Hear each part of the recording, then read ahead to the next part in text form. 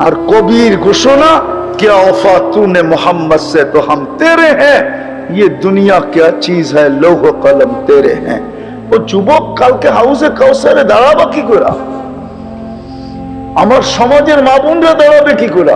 আমরা দাঁড়াবো কি করে?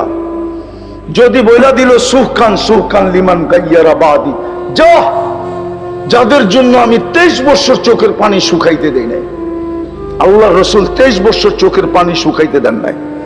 ওলামা একমত হবে মৃত্যু লগ্নে কানতে কানতে যাইতেছিলেন। জিবরিল জিজ্ঞাসা করছে, এখন কান্না কেন? বসে ফামান লিবাদিলি উম্মতি, আমার পর উম্মতকে কে দেখা রাখবে? যিনি কবরে এখনো কাঁদতেছেন। আবুল সামরকান্দি রহমতুল্লাহ আলাইহি লেখছে, আমি লিখি নাই, কবর থেকে নাকি কাঁদতে কাঁদতে উঠবে, ওয়াহুয়া ইয়াকুম ওয়া ইয়াবকি ওয়া ইয়াকুল জিবরিল আইনা উম্মতি। কেননা সর্বপ্রথম ওনাকে উঠানো হবে জমিনের উপরে, ময়দান খালি, কোথাও কেউ নাই। জিজ্ঞেস করবে জিবরিল, আমার উম্মত কই? আমার সমাজ একটা চেয়ার পাওয়ার জন্য ইমান বেচতে রাজি।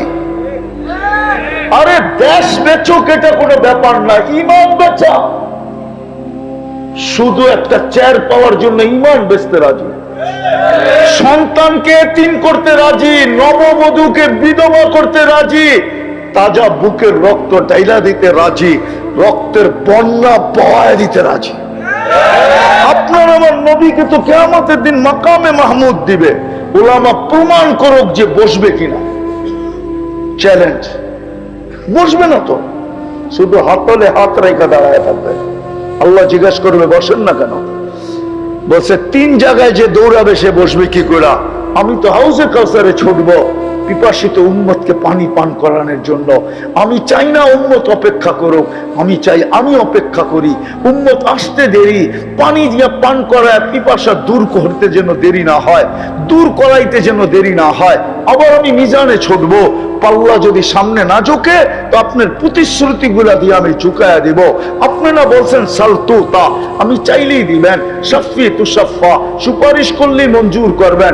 আপনারা বলছেন লা ইখসিকা ফি উম্মতিক, আমার উম্মতের ব্যাপারে আপনি আমাকে লজ্জিত করবেন না।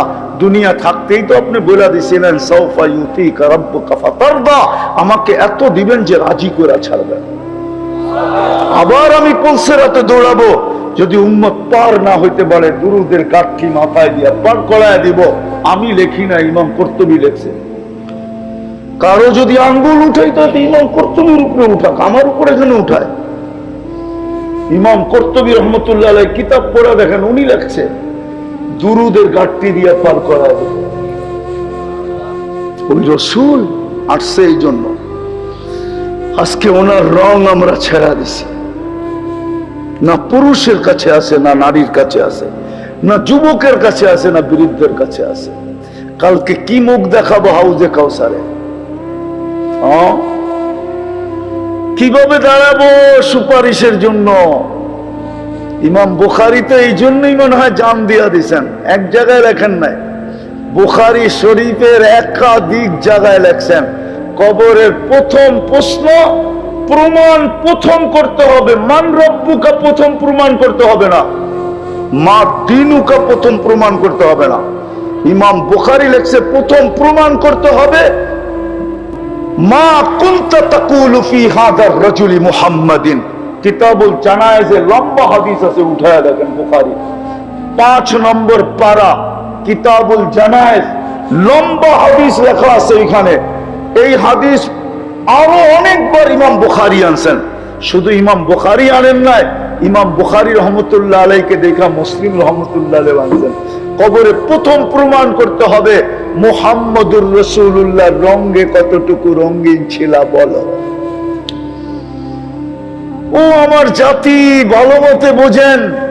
মা বোনদেরকে বলি, আপনাদেরকে বলি, যে প্রমাণ করতে পারবে যে আমি ওনার রঙে রঙিন ছিলাম, নাম নিয়ে জিজ্ঞাসা করবে মা কুনতা তাকুলু ফি হাদার রাজুলি মুহাম্মাদিন সাল্লাল্লাহু আলাইহি ওয়াসাল্লাম। বলো মুহাম্মদুর রাসূলুল্লাহর রঙে কতটুকু রঙিন ছিলাম। যুবক 100 টাকার চুল 500 টাকা দিয়ে কাটো, চাঁদ রাত্রে 1000-2000 টাকা দিয়ে তোমরা চুল কাটো। আমি জানি ওই দিন বুঝে আসবে এই জন্য পায়ে হাত দিয়া বলি, চলো আজকে তওবা করি, তওবা। এখন ডাকতেছে, একটা কথা দিয়ে শেষ করতেছি, দুনিয়ারা আসামিকে ধরতে পারলে হয় হয় ক্রেডিট মনে করে, সরকারের পক্ষ থেকে ঘোষণা আসামি ধরা দিতে পারলে পুরস্কৃত করা হবে। এটা হলো দুনিয়ার রীতি। ও যুবক, তোর আল্লাহ এখন ডাকতেছে, ওই যে প্রথম আকাশে এখন ডাকতেছে, হাল মিন মুস্তাগফির ফাগফির আলা। দুনিয়া আলারা মুজরিম আসামিকে ধরে কাঠগোড়ায় দাঁড় করায়, আর আমি ডেলি রাত্রে আসামিকে ডাইকা ডাইকা মাফ করি। তুই আসামি, আমি ডাকতেছি মাফ করার জন্য। এখন ডাকতেছে, রাতের 3 ভাগের 1 ভাগ অতিবাহিত হয়ে গেলে প্রথম আকাশে চলে আসে। এখন ডাকতেছে, 3 ভাগের 1 ভাগ অতিবাহিত হয়ে গেছে বহুত আগে। এখন ডাকতেছে, হাল মিন মুস্তাগফির, চলেন তওবা করি। করবেন? কে কে করবেন দেখি? পাক্কা পাক্কা যুবক? তাহলে বলো, আল্লাহ তওবা করলাম। মা বোনদেরকে বলি, ঘরের ভিতর থেকে বলেন, আল্লাহ তওবা করলাম। নামাজ যদি মনের থেকে করে থাকেন, নিষ্পাপ। এই উম্মত তো তওবা না করলে আল্লাহ মাফ করে। সময় দেওয়ার সময় নাই, হাদিস শুনায়া দিতেছি, উলামা তরজমা শুনায়া দিবে। আল্লাহ তো এই উম্মতকে বলে, ফালাম্মা তায়াক্কানতা বিল বাওয়াত ওয়া যানানতা আন্নাকা মিন আহলিন নার মানাহতু ইলাইকা রিদওয়ানি ওয়াল্লাইতু ইলাইকা গুফরানি ওয়া কুলতু লাকা লা তাহজান গফারতু লাকা যুনুবা ওয়াল আওসা ওয়া লিআজলিকা সাম্মাইতু নাফসি আল আজিজুল গফফার। আল্লাহ বলে, তোর জন্যই তো আমি আজিজুল গফফার। এই উম্মত মাপ না চাইলো, শুধু মনে মনে ভাবছে, হায় আমি বুঝি শেষ, আমি বুঝি দোজগী। এই ভাবনা ভাবতে দেরি, আল্লাহ রেজার চাদর দিয়া ঢাকতে দেরি করে না, মাগফিরাতে ডুবাইতে দেরি করে না, ছুটা এসা কুদরতি হাত পিঠে বুলাইতে দেরি করে না, আর বলতে থাকে, চিন্তা করিস না, তোর গুনাহ মাফ করে দিলাম, তোর জন্যই তো আমি আজিজুল গফফার। আমরা জানি না আমরা কার উম্মত? লাডলা নবীর উম্মত আমরা, লাডলা নবী হাবিবের উম্মত। সারা দুনিয়াকে কয় আমাকে রাজি করো, আর বন্ধুকে বলে সাউফা ইউতিকা ফাতারদা, আমি আপনাকে রাজি করব। সারা দুনিয়াকে বলে আমাকে, আমার কসম খাও, আর নিজে বলে অদ্দোহা, বন্ধু আপনার চেহারার কসম, ওয়াল্লাইলি ইযা সাজা, আপনার চুলের কসম, লা উমরুকা, বন্ধু আপনার জীবনের কসম, বন্ধু আপনার শহরের কসম, লা উকসিমু বিহাযাল বালাদ, এই শহরের কসম কখনো আমি খাইতাম না। আনতা হিল্লুম ফি হাযাল বালাদ, বন্ধু আপনি এই শহরে জন্ম নিছেন, এই জন্য আমি শহরের কসম খাইতেছি, নাইলে এই শহরের কসম খাওয়ার প্রয়োজন ছিল না। আমার ঘর আছে তো কি হইল? লা উকসিমু বিহাযাল বালাদ ওয়া আনতা হিল্লুম, আনতা কে? আরে বলেন না, আরে কে? আনতা হিল্লুম কে? আনতা হিল্লুম বিহাযাল বালাদ ওয়া ওয়ালিদিন ওয়া মা ওয়ালাদ।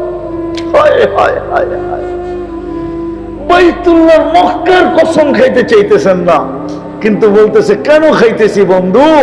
আপনি এখানে, আপনি এখানে জন্ম নিয়েছেন। লা উকসিমু বিহাযাল বালাদ, বড় বুঝার মতো বিষয়, জান দিয়ে দেওয়ার মতো বিষয়, যে কোন নবী আমাদেরকে দিলেন। বিদায় আসেন, তওবা যখন করলেন, অঙ্গীকার করি রসুলের রঙে রঙিন হই। আমাদেরকে প্রতিশ্রুতি দিছে, একটা রঙেও যদি রঙিন হইতে পারো, 100 শহীদের মালা লয়া স্বাগত জানাবো। না দেয় নাই? হ্যাঁ, ভুল বলতেছি?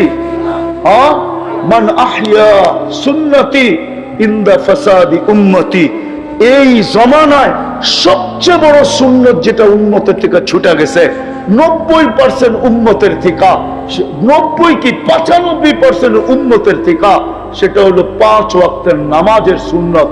5 ওয়াক্ত নামাজ নবীজির, এটা ছুটে গেছে উম্মতের থেকে। 95% উম্মত আজকে নামাজ পড়ে না। যেই নামাজের চিৎকার যাওয়ার সময় দিছিলেন আসসালাহ আসসালাহ। দুনিয়াতে চাদরে রাখতে দেরি, সেজদা করে মেসেজ দিতে দেরি করেন নাই। কেমন আজিম জিনিস! সব ফরজ, হজও ফরজ। বুনিয়াল ইসলাম আলা খামসিনের ভিতরে হজও আছে, রোজাও আছে, যাকাতও আছে, ঠিক না? তিনোটা জমিনে রাইখা দিছেন। নামাজ কেমন জিনিস, ডাইকা আরশে নিয়ে তারপরে দিছেন। আল্লাহ বুঝাইতে চাইতেছে, বন্ধু সবগুলা মাধ্যম দিয়া দিছি চলে, কিন্তু এটা হ্যান্ড টু হ্যান্ড দিতে হবে, মাধ্যমে দিলে চলবে না। জিবরিল মধ্যখানে থাকলেও আমি মানতে পারি না। সরায়া দিব জিবরিলকে, বসায়া দিব আপনাকে পাশে, আমি হ্যান্ড টু হ্যান্ড দিব নামাজ।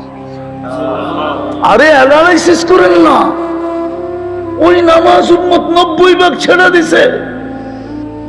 মুসলমানের অবস্থা আজকে যেটা, ওইটা হবে না কেন? দেশের পর দেশ মাটির সাথে মিশা যেতেছে, কেন মিশবে না? মুসলমান আজকে কুকুরের থেকে নিকৃষ্ট, বিশ্বাস হয় না? হ্যাঁ, আপনি আপনার সমাজে মাথা উঁচু করে আছেন, বাবনিয়া চলেন, চলতে পারেন, বাকি দুনিয়ার কোন সমাজে আপনার দাম নাই। আমরা চিনি, আমি দুনিয়া ঘুরে বেড়াই, আমি 103টা দেশের ইমিগ্রেশন দেখছি, কম দেখি নাই। কয়টা? 103টা দেশের ইমিগ্রেশন দেখছি আমি। আমাকে চিনাইতে হবে না, আমি অহংকার করে বলতেছি না। বৎসরে 2-4 বার 10 বার এরকম হয়, আমি 2 বেলা 2 মহাদেশে খাই। আল্লাহ আমাকে খাওয়ায়, এটা আল্লাহর ইহসান। বিধায় আমি বুঝি দুনিয়ায় কতটুকু আমাদের দাম আছে। যদি দাম থাকতো তাহলে প্রাণীবাদীরা রিট কইরা বাংলাদেশে সমস্ত পৌরসভায় কুকুরকে ইনজেকশন দিয়া মারা আগে বৈধ ছিল, নিয়ম ছিল, কিন্তু এটাকে রিট কইরা সুপ্রিম কোর্টের রায় বাহির করে নিয়ে আসছে, কোন কুকুরকে আর বিষালা ইনজেকশন দিয়া মারা যাবে না, না, না, না। ঢাকা শহরের 20টা কুকুর একদিন ইনজেকশন দিয়ে মেরে দেন তো, সারা দুনিয়ার প্রাণীবাদীরা চলে আসবে। হাইকোর্ট আপনাকে মাটির নিচের থেকে ধরে নেওয়া যাবে। যেই গিফট আমি মধ্যখানে ওয়াস্তা রাখতে চাই নাই, মধ্যখানে হাত না হোক, হ্যান্ড টু হ্যান্ড হোক, বন্ধু দিবে বন্ধুকে দিবে, বন্ধু দিবে বন্ধুকে দিবে, হ্যান্ড টু হ্যান্ড। যে নামাজ দিছি, আমি ডাকার দায়িত্ব নিছি, জান্নাতের চাবি বানায় দিছি, আড্ডি তো বাদই দিলাম। 99-95 ভাগ মুসলমান নামাজ পড়ে না। আপনি সুখে থাকতে চান কি করে? মাটির সাথে মিশা যান না, এটাই সত্য। উচিত ছিল এই উম্মতকে উল্টায় দেওয়া। এই জন্যই তো আমাদের নবীজি বলছিলেন, আল্লাহ সব উম্মতকেই তো দেখলাম সমূলে ধ্বংস করে দিলেন, আমারটাকেও দিবেন? তো হাসি দিয়া বলছে, বন্ধু না, আপনারটাকে সমূলে ধ্বংস করব না। আর করবো তো করবো কি করে? আপনি যখন এদের মাঝে থাকবেন তো কোত্থেকে ধ্বংস করব? কেমনে ধ্বংস করব? নবীজি আমাদের মাঝে আছে না নাই? কোথায়? মদিনা মুনাওয়ারা, হায়াতুন নবী, কবরে জিন্দা। সামনে দাঁড়াইলে দেখে, সালাম দিলে শোনে, জবাব দেয়। এই জন্য তো আমি বলি, দাড়ি ছাড়া হাজি মদিনা যায় কি করে? ওর কি মনে একটুও দাগ কাটে না যে আমি রওজার সামনে দাঁড়াবো, আল্লাহ রসুল দেখবে, আর যদি চেহারা ফিরে আনিল? রওজার উপরই তো লেখা আছে, আস্তাগফিরুল্লাহ ওয়াস্তাগফারা লাহুর রাসূল লাওয়াজাদুল্লাহ তাওয়াবার রহিমা ওয়ালাউ আন্নাহুম ইয যালামু আনফুসাহুম সুম্মা জাউকা ফাস্তাগফিরুল্লাহ ওয়াস্তাগফারা লাহুর রাসূল লাওয়াজাদুল্লাহ তাওয়াবার রহিমা। বন্ধু, আপনার উম্মত যদি গুনাহ করতে করতে করতে করতে কোন পর্বে আপনার কাছে আসে আর আমার কাছে মাপ চায়, আমি ওর দিকে দেখবো না, আমি দেখবো আপনি পক্ষে না বিরুদ্ধে। আপনি যদি পক্ষে হন, আমি মাফ করে দেব। তো দাড়ি ছাড়া রোজায় যায় কি করে হাজি? আয়েশা দাড়ি কাটে কি করে?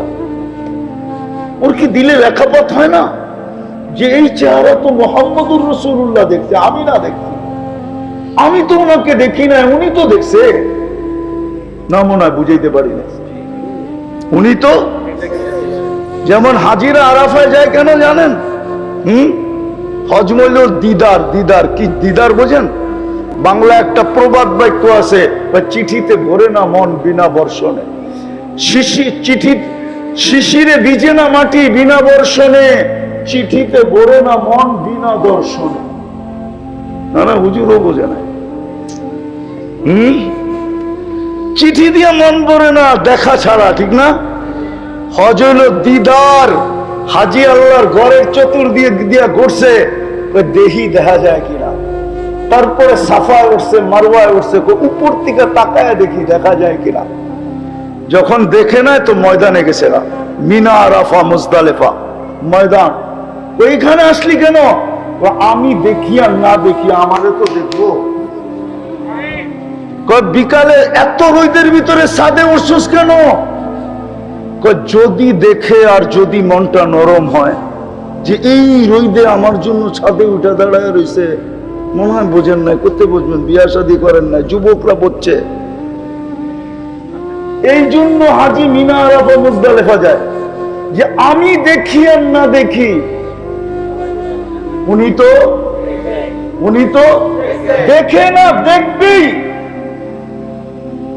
এই জন্যই তো আল্লাহ বলছে আরাফার দিনে দেখো কেমনে এলোমেলো চুল লয়া, পুরান সুরান কাপড় লয়া, ময়লা শয়লা লাগায় চলে আসছে আরাফায়। সাক্ষী থাকো, মাফ করে দিলাম। এই জন্যই তো আরাফায় মাফ। তা হাজি কেন ভাবে না যে আমি দেখি আর না দেখি, মুহাম্মদুর রাসূলুল্লাহ তো আমাকে দেখছে, আমি তো রওজার সামনে দাঁড়াইছি। ও দাড়ি কাটে কি করে? আজ থেকে একটা সুন্নত পালন করবেন, আজ থেকে নামাজ ছাড়বো না। আমি ওলামাদের পায়ে হাত দিয়া বলি, ওলামাদের জন্য ইহুদিদের সবচেয়ে গ্রহণযোগ্য কিতাব হলো তালমুদ। তালমুদে লেখা আছে যেদিন মুসলমানের জুমার জামাত আর ফজরের জামাত সংখ্যায় সমান হবে, ওই দিন থেকে মুসলমানের বিজয়ের পালা শুরু হবে হবে হবে হবে। যতদিন পর্যন্ত জুমার ফজরের সংখ্যা সমান না হবে, ততদিন চাঁদ দিল বিজয়ের পালা শুরু হবে না না না না। আমি যুবকদেরকে বলবো, যুবক সমাজ, তোমরা এলাকার ওলামাদের সাথে মিলো আর মানুষের পাও ধরা মসজিদ বলো, যেন জুমা আর ফজর এক সমান হয়ে যায়।